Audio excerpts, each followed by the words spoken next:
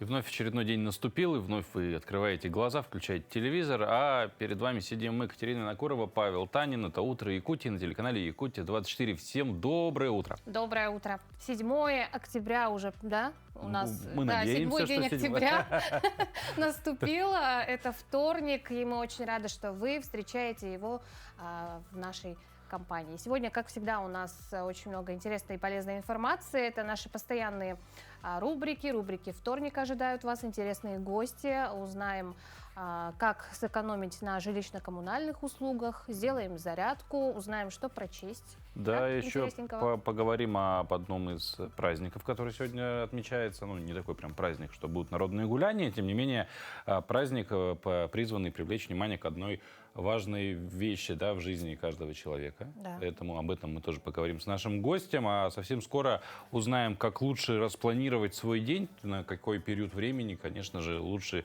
те или иные вещи нашей жизнедеятельности вклинить, да, то есть когда лучше поработать головой, когда лучше отдохнуть, когда вздремнуть и так далее. Это будет уже совсем скоро, ну а по традиции, конечно же, начнем с самой главной информации. С погоды, конечно. Сегодня в центральных районах на 6 часов утра температура воздуха составила -4, -7 градусов. В заречной группе -2, -8, в южных +1, -8, в Вилюйской группе -4, -5, в Нежеленских -6, -9, в западных от 1 градуса тепла до 5 градусов мороза, в Колымо-Дигирской группе -3, -13, в Янских от 7 до -16, на северо-западе от -3 до -11. В 6 часов утра температура воздуха в городе Якутске составила -9 градусов. Атмосферное давление 756 миллиметров ртутного столба. Ветер западный от 1 до 3 метров в секунду. Сегодня днем пасмурно. Ветер западный 1-3 метра в секунду. Температура воздуха днем составит -4, -7 градусов. Ну вот холода все сильнее с каждым днем. Ну, понемножку, по градусику, но тем не менее сильнее. Прибавляется минус. Да. Правильно сказала, да? Прибавляется Он как минус. бы убавляется, но прибавляется. Это сложно. Тут, смотря с какой точки зрения подойти, с математической или филологической. Но, тем не менее, труднее становится себя в какой-то вот не то чтобы дееспособности, продуктивности, наверное, сохранять, потому что погода немножко давит, пасмурное, вот это солнце меньше. Как-то в тонусе себя поддерживать. Да, и тем лучше, наверное, будет знать, когда же все-таки, в какое время дня, какие вещи делать, чем заниматься, чтобы это было максимально продуктивно. Вот у нас есть короткая информация, да, собственно, она поможет, я думаю, планировать день. И чтобы работать вообще на пике своей продуктивности, всегда оставаться в хорошем настроении. И вот давайте запомним этот распорядок. И тело, я думаю, скажет спасибо. Собственно, как это работает? Ранним утром с 4 до 6 часов утра наш мозг начинает вырабатывать гормон счастья серотонин. После 6 утра происходит скачок кортизола, гормона стресса. Потом стакан воды после пробуждения, это важно, да, поможет вывести, вот, собственно, остатки, излишки кортизола из организма. К 7 часам утра организм прекращает выработку гормона сна мелатонина, а сон после этого времени уже не будет восстанавливающим, значит, пора вставать, смысла спать дальше нет. 8 утра идеальное время для зарядки или йоги, потому что соответствующие гормоны также активироваться начинают. Ну, а самый пик умственной продуктивности с 10 до 14 часов. Смело планируйте на это время самую важную работу. После обеда с 14 до 16 активен гормон роста.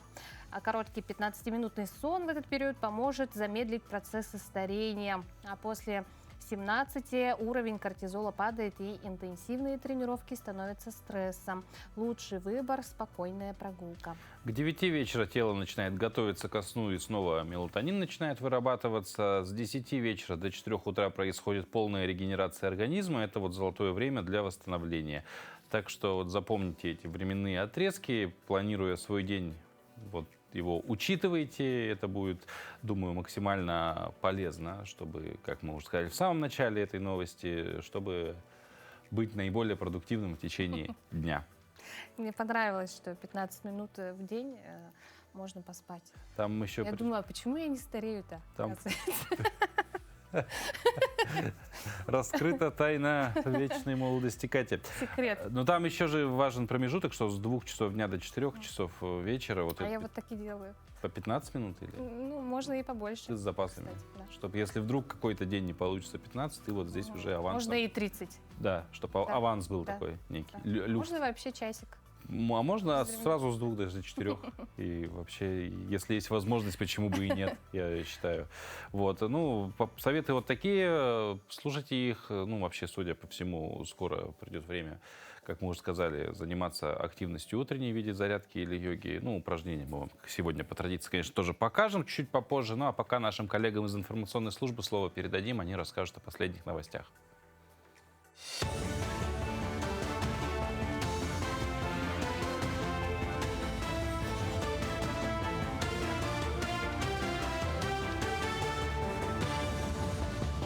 Доброе утро, коллеги. Далее блок новостей. Согласно ежегодному календарю мероприятий, в эти дни принимаются меры по завершению навигации маломерных судов на реках республики. С октября начинается длинный зимний сезон. Земля, реки и протоки замерзают. 7 октября официально завершается навигация маломерных судов на территории Хангаласского района. Прошедший навигационный сезон в Якутии в целом, в том числе и в Хангаласском районе, были омрачены трагическими несчастными случаями, которые вызвали широкий общественный резонанс.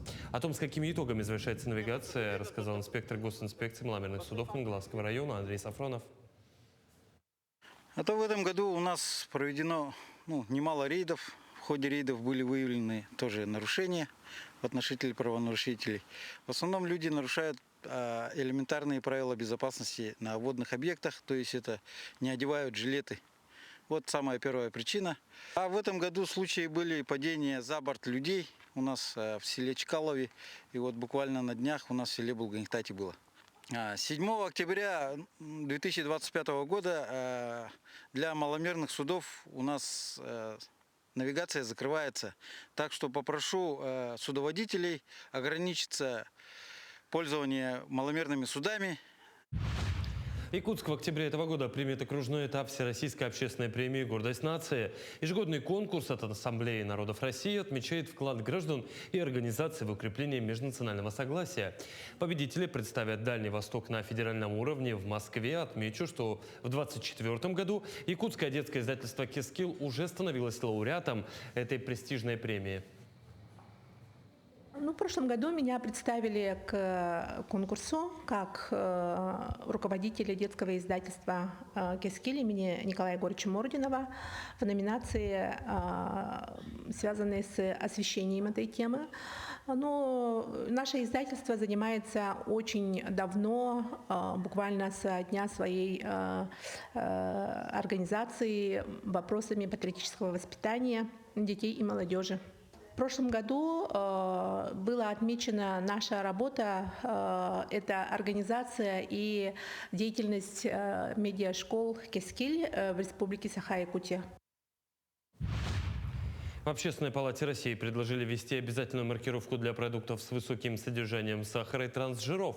Об этом сообщил заместитель секретаря Общественной палаты Владислав Гриб. Политик заявил, такие товары, как чипсы и газировка, особенно вредны для детей и могут привести к развитию диабета. Чтобы этого избежать, Гриб предлагает ввести цветовую маркировку. Например, товары с красным ценником будут означать крайнюю опасность продукта, с желтым – нежелательность его употребления, с зеленым – его полезность и безвредность для детей.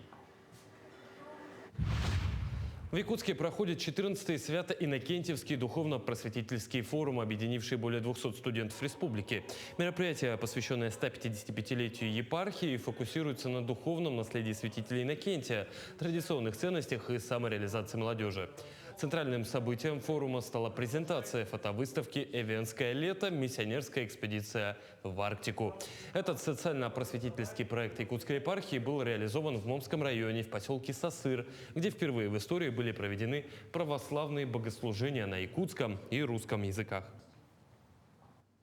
Первый раз там было крещение, вообще первый раз. Священники туда не добирались, это очень труднодоступное место, хотя сам поселок Сысыр считается самым доступным в Омском Улусе, там сложно добраться до населенных пунктов. И, кроме того, мы провели несколько дней в Оленьстаде, и, собственно, вот выставка, которую мы здесь представляем, выставка фотографий, она отражает в основном, как мы проводили время, общались с людьми в Оленьстаде, и мы очень рады, что 4 девочки, вот, которые там проживали, сейчас участницы нашего молодежного форума.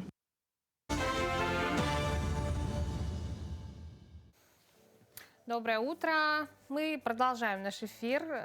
Еще одна такая чудесная новость. Ну, Так как сказать, необычная, я бы чудесная, сказал, немножко, необычная. да. Московская художница Дарья Федорова нашла удивительный способ объединить науку и творчество. Она превращает привычные нам бактерии и плесень в живые произведения искусства. Да, ее методика простая и завораживающая. Собирая микроорганизмы с обыденных предметов, там, телефона, зубной щетки, дверных ручек в метро, да, и прочее, Дарья заселяет их в чашки Петри и с питательной средой. Наблюдая за ростом бактерий, она фиксирует, как из микроскопических организмов рождаются неповторимые абстрактные узоры. Каждый рисунок уникален. Даже при использовании трафарета микроорганизмы развиваются по-своему, создавая новые линии и изгибы. Как отмечает сама художница, это отражение самой жизни. Искусство фиксирует момент здесь и сейчас. Дарья не просто документирует рост бактерий, она проводит настоящие эксперименты, изучает, как микроорганизмы реагируют на магниты, медикаменты, разные условия среды. И в ее работах органично сливаются творчество и научное исследование. Реакция зрителей на ее работы неоднозначна. Кто-то видит в узорах движение энергии и жизненные циклы, кто-то считывает философию рождения и увядания, а у кого-то такие картины вызывают отторжение. По словам Дарьи, ее искусство – это зеркало, через которое каждый человек может лучше понять себя. Ну, в целом интересная задумка, и местами выглядит тоже такой абстракционизм. Но потом, если углубляясь, понимать, что в принципе это все живые организмы творят, ну, интересно. Как минимум интересно. Интересно, это уникальный случай. Вообще именно вот такого процесса рисования. Наука и творчество. Наука и творчество. Ну, как две фундаментальные вещи, наука и творчество, я думаю, нет. Потому что за столько лет существования человеческой цивилизации, я думаю, к подобным вещам, может быть, не с бактериями, но вот с использованием какой-то вот природной силы, да, скажем так, сформировать какое-то творчество, я думаю, такое было. А вот про бактерии я не слышал раньше. Ну скажи с первого взгляда и не скажешь, да, что это? Что это? Что это, да. То есть ты видишь и говоришь, что это, как красиво, а потом выясняются подробности. Ну, в этом, наверное, и весь смак всего этого процесса, то, что из неожиданного источника, я не знаю, я запутался в словах. Все, Из неожиданного источника получил что-то, да? Из неожиданного источника получил что-то прекрасное. Вот, наверное, можно так это сказать. Вот. Ну, а вообще мы как бы знаем, что иногда так не хочется вставать по утрам. Но что, если мы все-таки скажем вам, что ваш главный внутренний враг, сонливость, падает от первого же удара. И для этого не нужен абонемент в спортзал, достаточно взять швабру, вы не ошиблись, обычная швабра, потому что сегодня мы ее превращаем в спортивный снаряд, и за 4 минуты... Табаты. Табаты. Табата такое, да, такое направление, да? Да. Приводим себя в боевую готовность. Присоединяйтесь.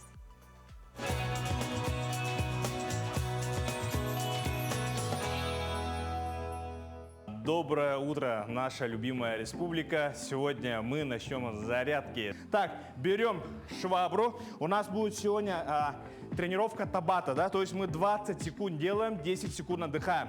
Первое наше упражнение, она очень легкая. Швабра нам будет помогать, да. Мы будем держаться и делаем приседание таз назад. Упираемся на пятки, колени у нас фиксируются. То есть колени у нас не должны уходить за носок. Если они уходят, то у нас суставы автоматом травмируются. То есть можем получить травму, они очень сильно нагружаются. Итак, приготовились. 3, 2, 1 и поехали. Шаг назад, таз назад, то есть, и встаем. Выдох. Полуприсед, таз назад, выдох. Выдох. Выдох. Выдох. Молодцы. У нас работает задняя часть ноги. Выдох, ягодичные мышцы. 10 секунд у нас обычная ходьба. На носочках, пятками не касаемся пола, руками работаем. Приготовились, второй подход. И начали. Таз отводим назад, выдох. Дышим обязательно. Выдох. Вдох. Выдох. Молодцы. Все работают. Никто не отстает. Колени фиксируются. Таз отводим назад. И встаем. Ягодичные напрягаем. Напрягаем. Есть. И ходьба. Следующее наше упражнение. Это у нас выпады. Также держимся и делаем шаг назад. И потом встаем. Понятно, да?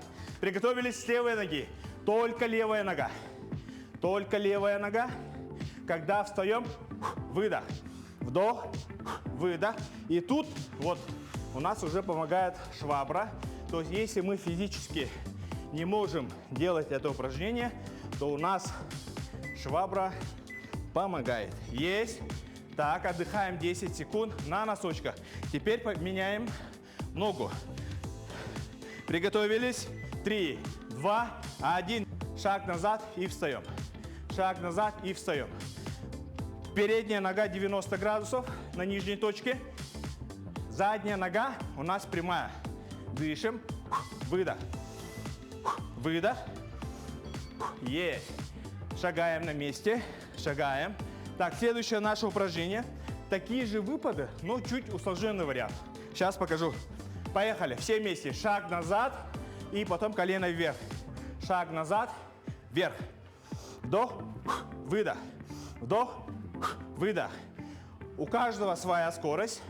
Кто-то может делать 10 раз, кто-то может делать 5 раз. Это все нормально.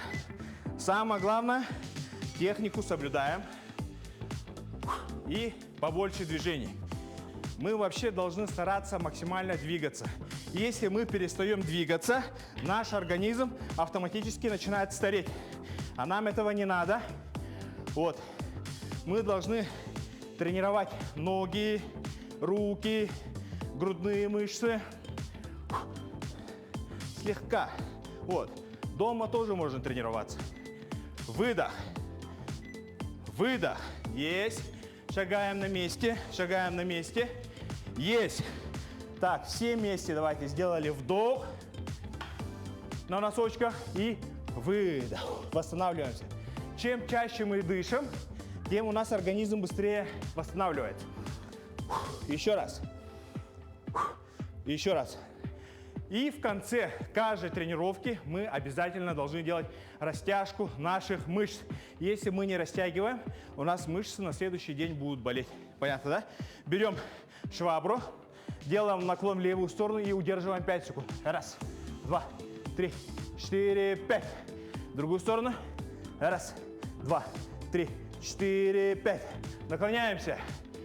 Держим. Раз, два, три, 4, 5. Вперед наклоняемся. Раз, два, три, 4, 5. Супер. Далее растягиваем ягодичную мышцу.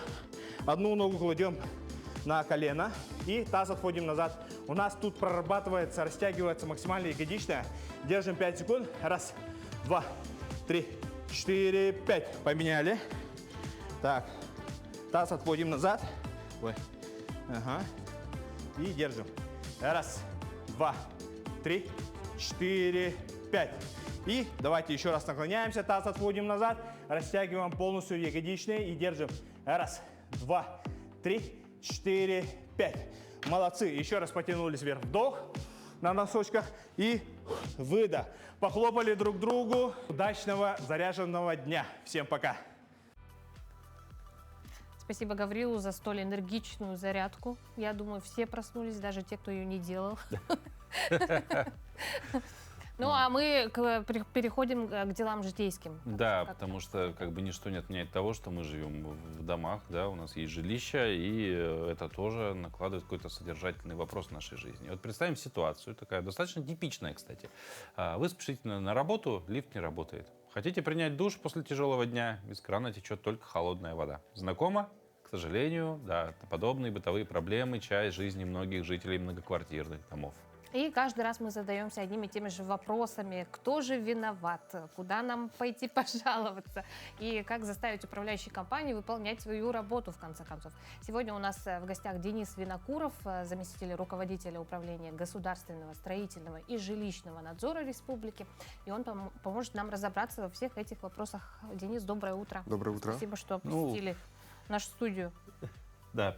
Вот. Ну а мы, собственно, вот с чего начали? Вот лифт не работает, вместо горячей холодная вода, а может даже и наоборот может случиться. Да, вот эти всякое вопросы, бывает. кстати, часто задаются нашими телезрителями. Да, вот что делать, если с такой ситуацией столкнулся, куда бежать, куда, в какой колокол звонить, какими словами общаться? Кто отвечает, да, за это все?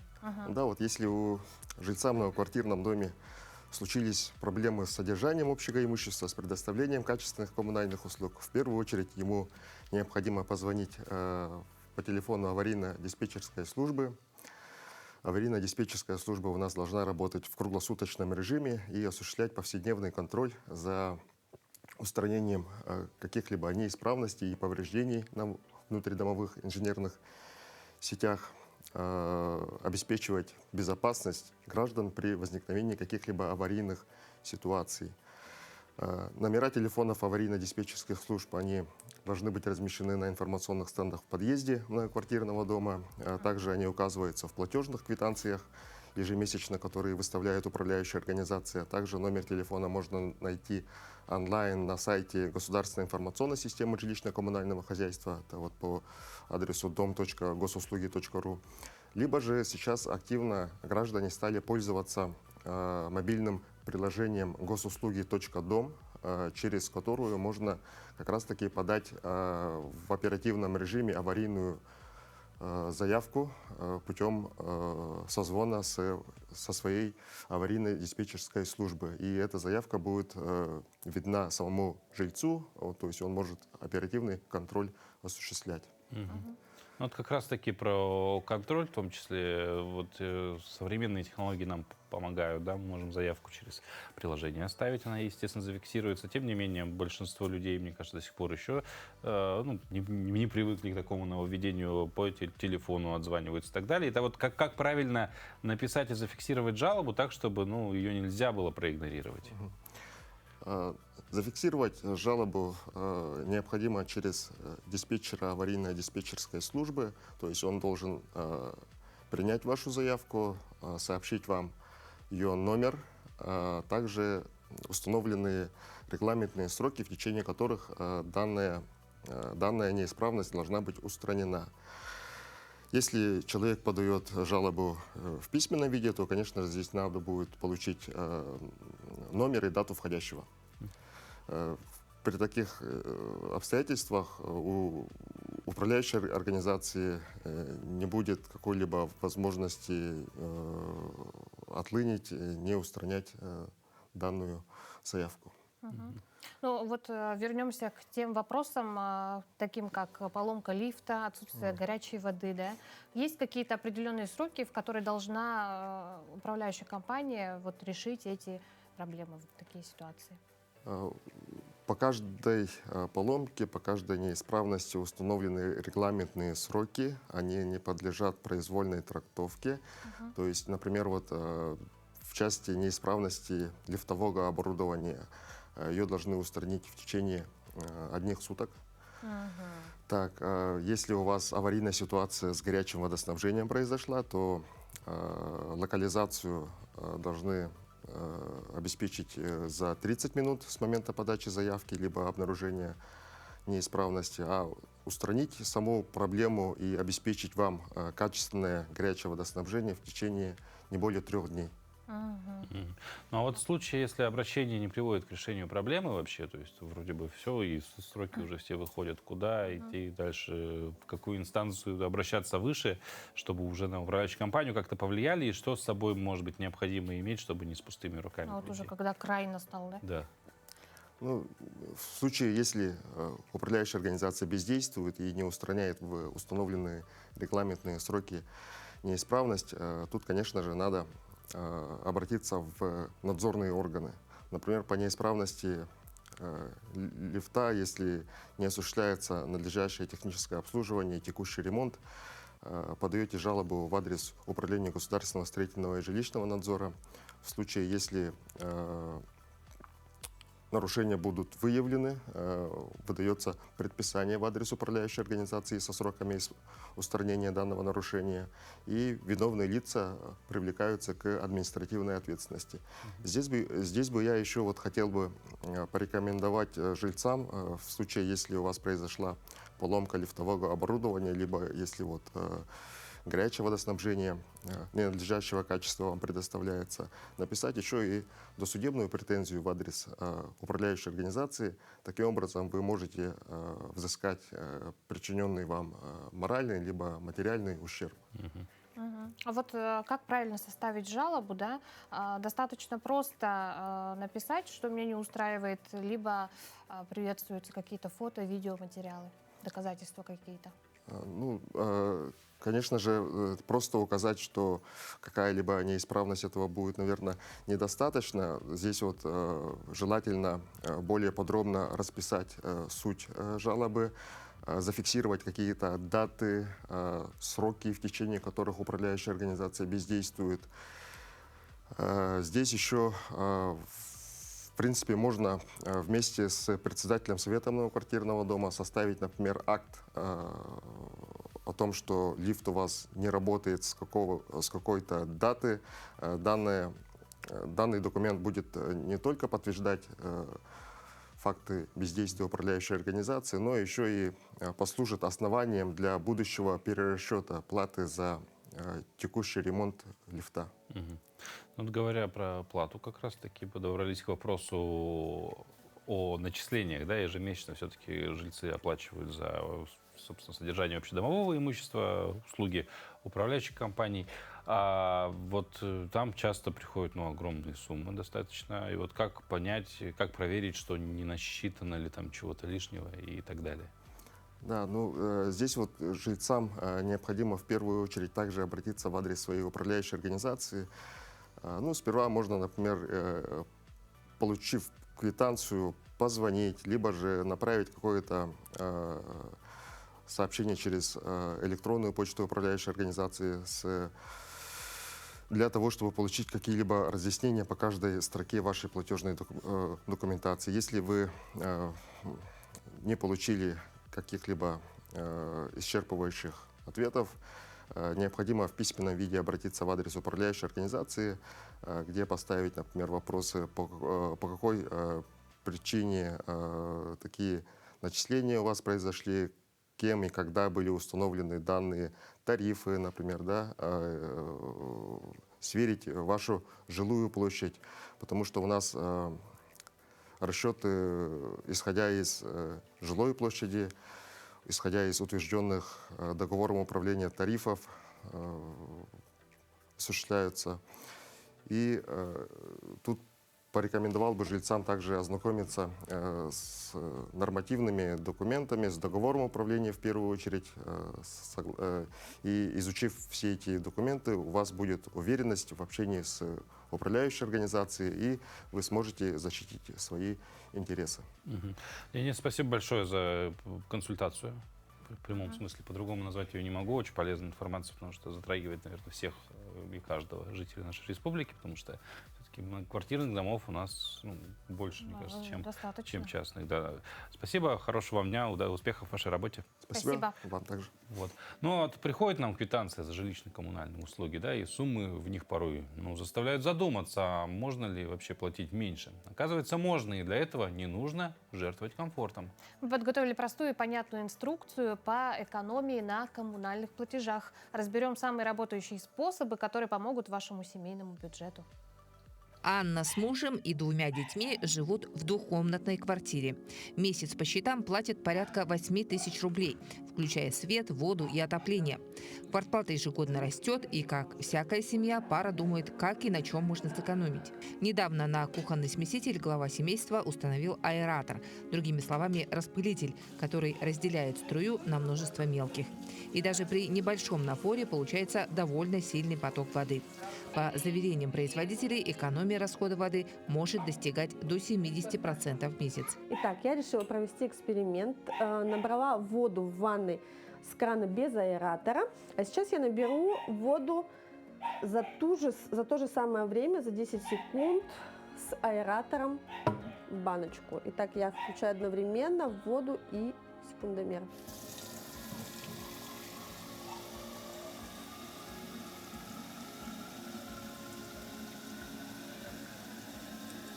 Итак, 10 секунд закончилось.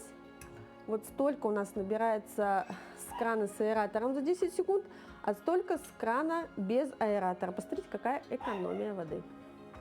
Еще один способ экономить воду при сливе воды в унитазе – установка двухрежимного сливного механизма. При нажатии маленькой кнопки будет расходоваться не весь бачок, а только небольшая часть. Также Анна приучает своих детей выключать воду во время чистки зубов и выключать свет в комнатах, если они там не находятся. Это же касается и электроприборов, которые нужно не только выключать после использования, но и вынимать шнуры из розеток. О многотарифном счетчике электроэнергии знают многие, но не все знают, что экономия может достигать примерно трети от затрат на электроэнергию. У нас многотарифный счетчик электроэнергии, то лучше всего стирать вечером. Также есть еще одна небольшая хитрость. Можно вещи, которые не сильно загрязненные, спортивные, детские, постирать при температуре 20 градусов за место обычных 40-60, так как электроэнергия расходуется в 2 раза меньше. То же касается и посудомоечной машины. В посудомойке, помимо прочего, уходит примерно в 10 раз меньше воды, чем при ручной мойке. Но если посуды немного, то выгоднее мыть ее все же под краном. К расходам за услуги ЖКХ нередко прибавляется комиссия, которую берут платежные агенты. Поэтому лучше оплачивать напрямую в ресурсоснабжающую организацию, заключив с ними договор. Еще один способ сэкономить – оплачивать счета за ЖКО банковской картой с кэшбэком. Воспользовавшись этими, казалось бы, простыми и неочевидными способами, можно ежемесячно существенно экономить семейный бюджет. Туяра Филиппова, Семен Семенов, Якутск.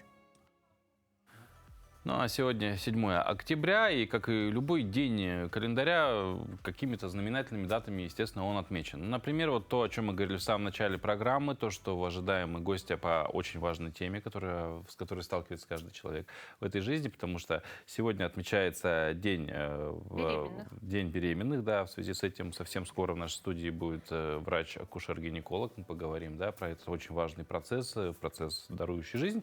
Но помимо этого и другие праздники сегодня есть, например, День вежливых людей и Всемирный день карате. Как они вот вместе рядом оказались, я думаю, это совсем не совпадение. Трудно быть невежливым против собеседника, который владеет приемами карате. Ну, на самом деле, конечно же, это шутка. Вежливым нужно быть всегда и со всеми, потому что манеры – это украшение человека. Ну, а мы знакомимся с другими датами этого дня.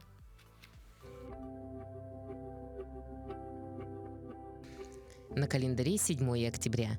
По народному календарю Фёкла запредальница. Русские люди верили, что на Фёклу все, что завяжешь, уже не развязать. Поэтому в этот день часто играли свадьбы. Считалось, что такой брак будет долгим и счастливым, а разлучить жену с мужем не удастся никому.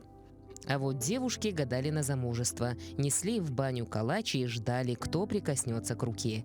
Если прикосновение было холодным, быть замужем за бедняком. Если теплым, возьмет в жены человек состоятельный. А если никто красавицу за руку не взял, сидеть ей в девках. Этот день в истории. 1337. Молодой богомолец Варфоломей пострижен в монахи с именем Сергий. 1571. Произошла битва при Лепанто, последнее в истории крупное сражение галерных флотов. 1947. Нильс Бор получил от короля Дании Фредерика IX высшую национальную награду Орден Слона. 1949. День образования Германской Демократической Республики. 1977. Принята последняя Конституция СССР, Брежневская. 1993. Ликвидирован пост номер 1 у мавзолея Ленина.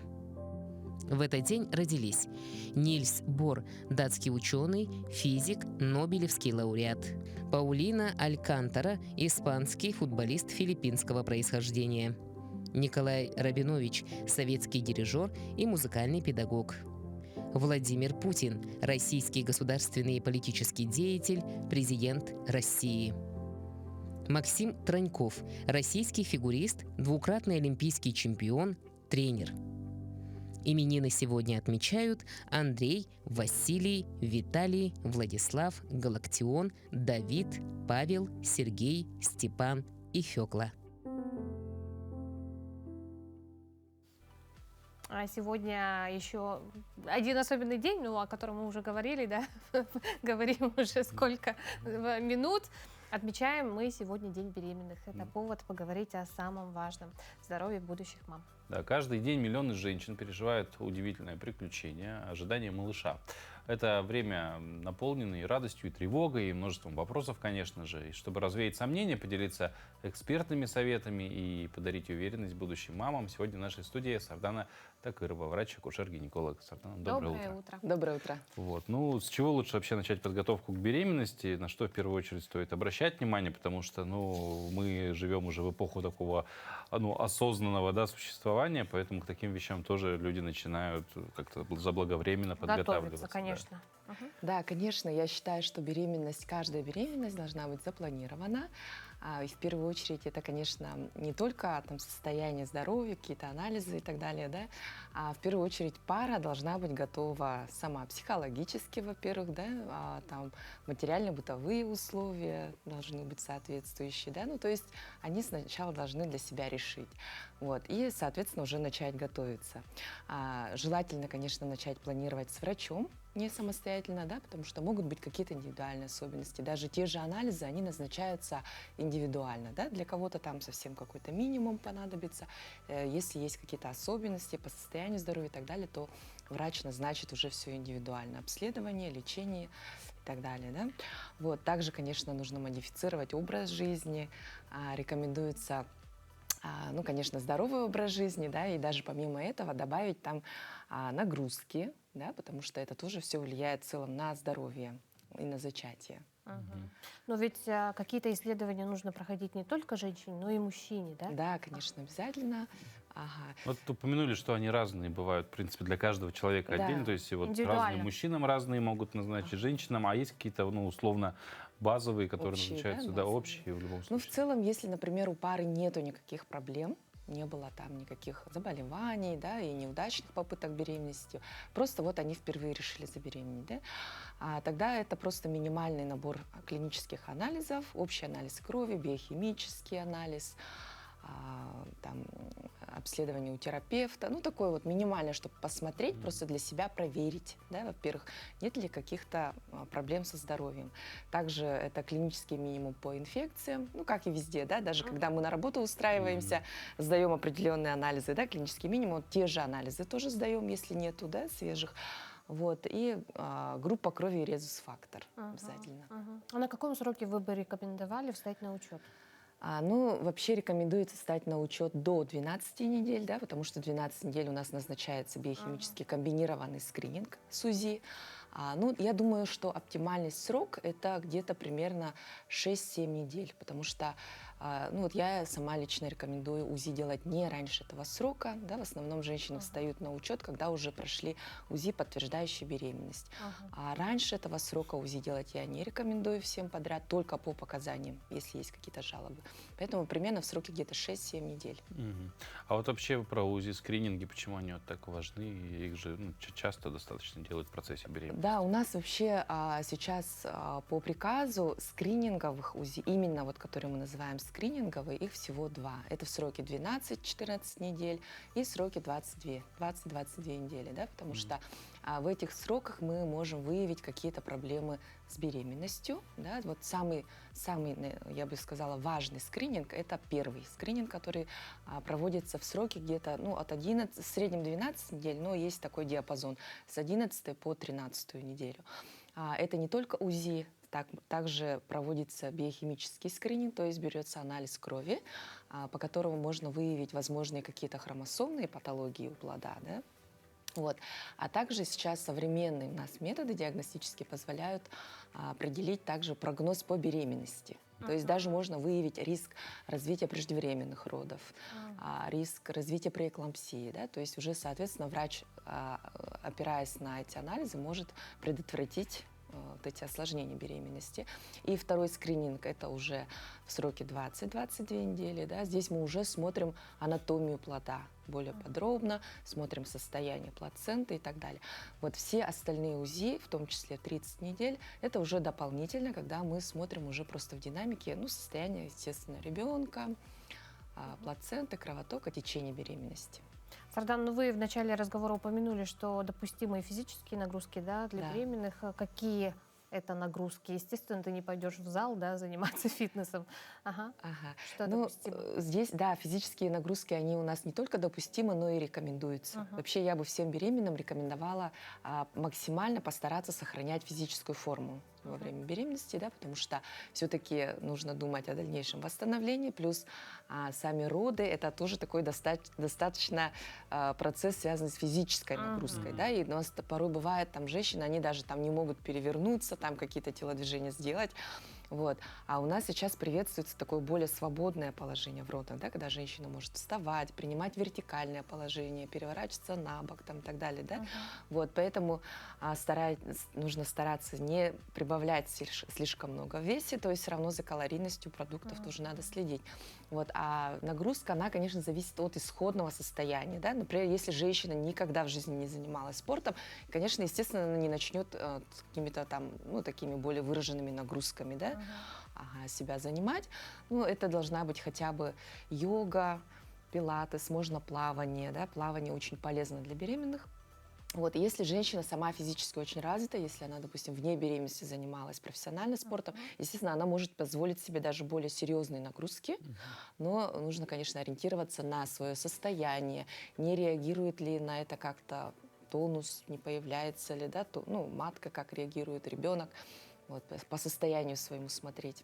Но нагрузки приветствуются. Ну и последний вопрос буквально в 2 словах. Да? Стоит ли посещать курсы подготовки к родам? Да, конечно.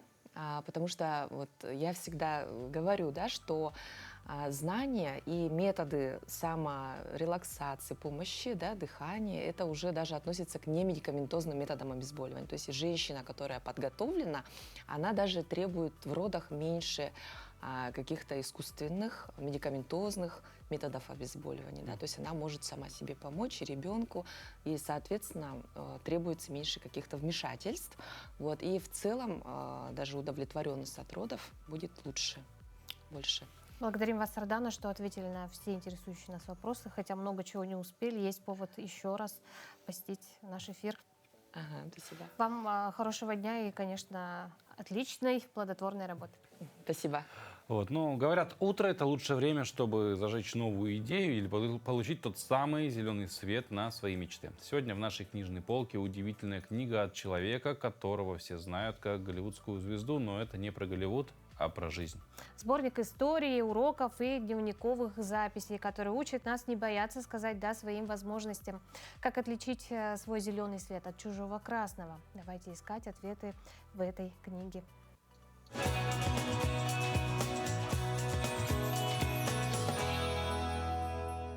Доброе утро! Сегодня в рубрике «Книжная полка» мне хотелось бы поделиться с вами вот этой замечательной книгой, которая называется «Зеленый свет».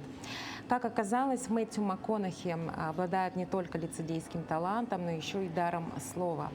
Его рассказ «Пережитом» показывает нам его человеком увлеченным, стремящимся все больше и больше покорять новые вершины. Эта книга не только увлеченная к чтению, но еще и очень воодушевляющее, невозможно мотивационное чтение.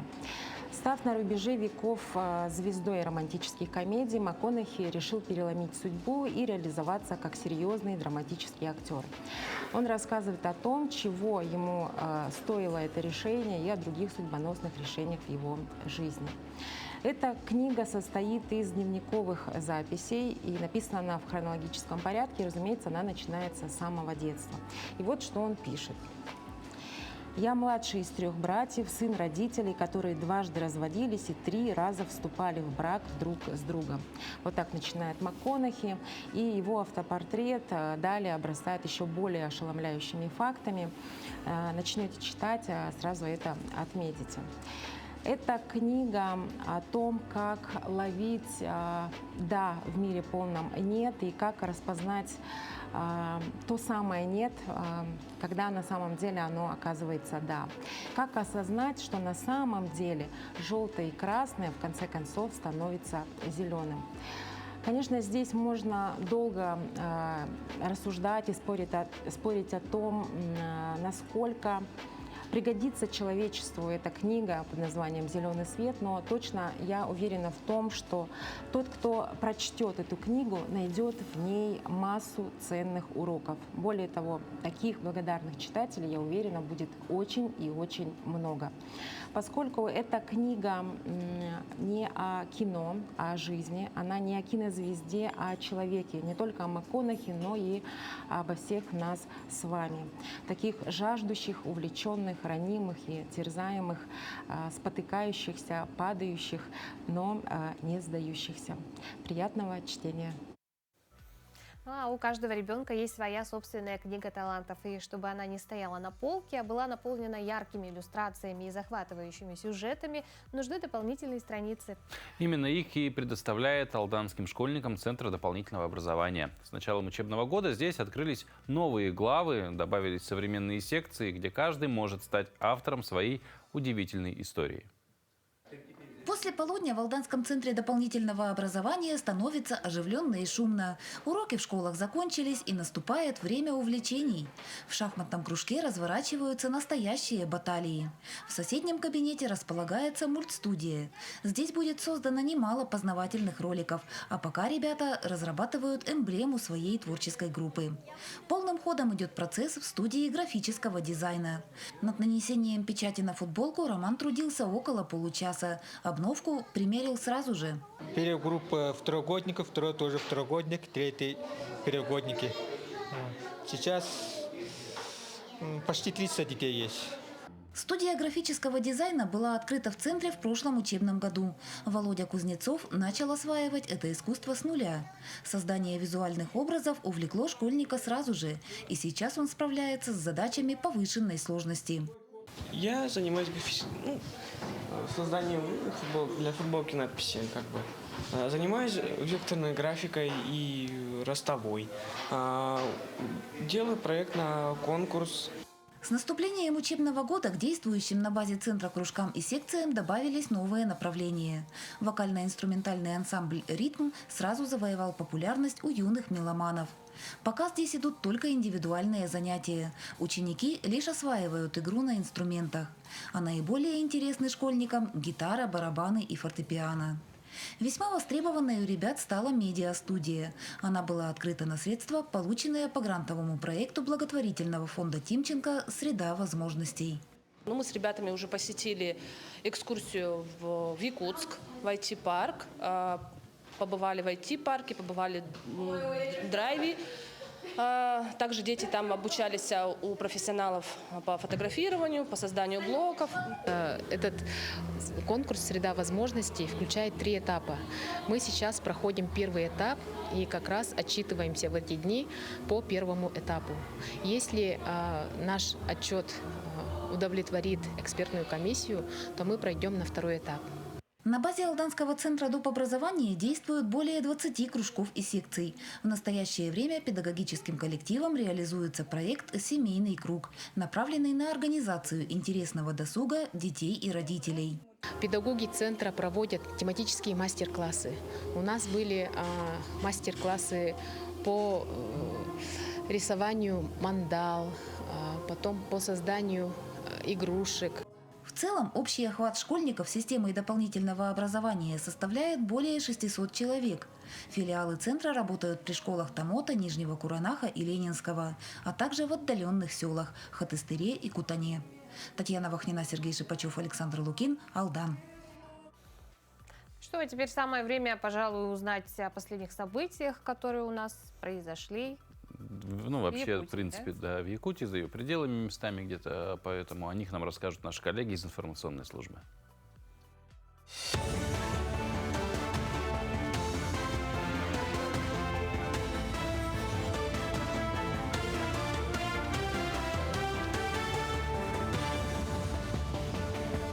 Мы продолжаем рассказывать о самых заметных событиях в республике, стране и мире.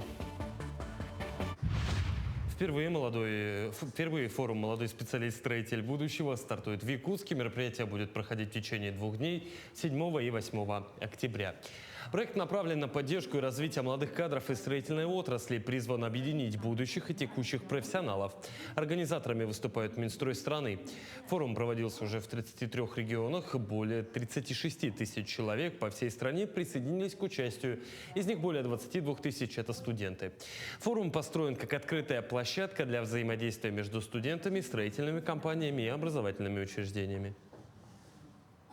В данном форуме, конечно, будет делаться дискуссия не только подготовка специалистов, но и для чего они нужны, потому что они должны знать в целом о градостроительстве. Конечно, для того, чтобы строить некий объект, мы, конечно, должны знать в целом вообще и коммуникации, и архитектура. Должна быть, да, и проекты, кто будет готовить, кто будет вот это строить, эти объекты строить, кто будет эксплуатировать. Владимир Мединский, помощник президента России, объявил о выходе новой улучшенной версии учебника по истории для 6 класса под его авторством. 5 октября политик поздравил педагогов с Днем учителя. Также он сделал заявление, что занимается доработкой пособия всеобщей истории. Вторая редакция книги создается с учетом пожеланий преподавателей, методистов и родителей. Главная цель – сделать материал еще более доступным и увлекательным, избегая при этом избыточных цифр и прочих атрибутов заучивания. В рамках декады пожилых «Славим возраст золотой» в Уснере прошел ряд мероприятий с участием пожилых. Дом культуры «Металлург» с удовольствием проводит для людей золотого возраста вечера отдыха, где бабушки и дедушки, вспоминая за чашкой чая молодые годы, поют, разгадывают викторины, танцуют и, самое главное, общаются. В этот раз все приняли участие в конкурсе «Селфи с бабушкой» и выставке из бабушкиного сундука. Сегодня праздник нам удался. Песни, частушки пели, потанцевали, фоткались, пообщались, выставку посмотрели, как она очень понравилась, между прочим. А так все нормально, все понравилось. Своих знакомых встретили, поговорили, посфоткались. Здесь землячка работает, в ДК тоже хорошо. Так что земля круглая. Очень хорошо. Во Владивостоке прошел показ якутского фильма «Подари мне цветок» дебютной работы режиссера Василия Слепцова. Картина, созданная по мотивам пьесы Семена Ермолаева, погружает зрителей в историю о 3 неразлучных друзьях детства. Премьерные показы пройдут в Центральном кинотеатре Уссури в течение 2 дней и собрали самую разную публику – студентов, старшее поколение, земляков и местных жителей. Каждый сеанс подтверждает, интерес к якутскому кино неуклонно растет. Зрители находят в этих историях себя не только в России, но и далеко за ее пределами. Общее впечатление у меня от фильма хорошее, приятное, даже сказал бы, потому что есть общие проблемы, есть отдельная жизнь в городе, есть отдельная жизнь в деревне. Как раз таки деревенская жизнь, она интересная, то, что ты можешь проследить у тебя, по крайней мере, если ты сам не сталкивался, у тебя есть там родственники, друзья, знакомые, которые попадают в такую ситуацию, когда у нас есть амбиции, есть желания, но ограничения в нашей голове или то, что мы там не хотим развиваться, двигаться дальше, они мешают нам. И, собственно, фильм об этом, то, что полюби себя, начни делать что-то для того, чтобы ты стал лучше. На этом все. Хорошего дня и оставайтесь на нашем телеканале.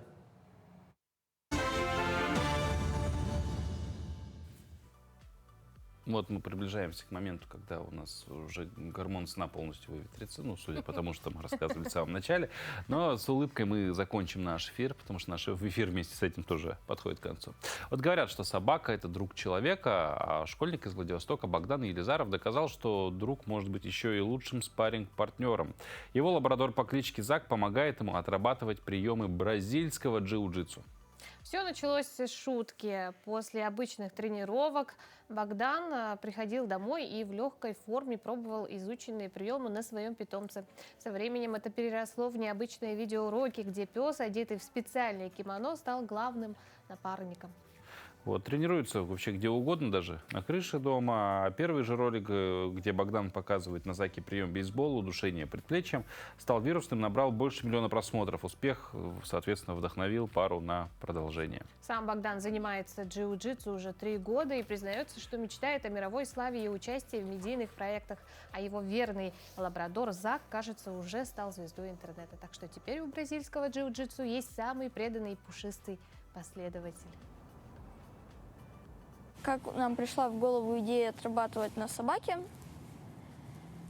я изучал различные приемы, мне очень нравился этот спорт, и иногда там после тренировок я приходил домой и в шутку, легко пробовал приемы на собаке. Бейсбол с позиции гард, отсюда, как мы его делаем. Мы прижимаем нашего соперника, контролируем плечом, мы даем сопернику сюда, в подбородок, в голову, чтобы он не поднял, не смог пошевелиться.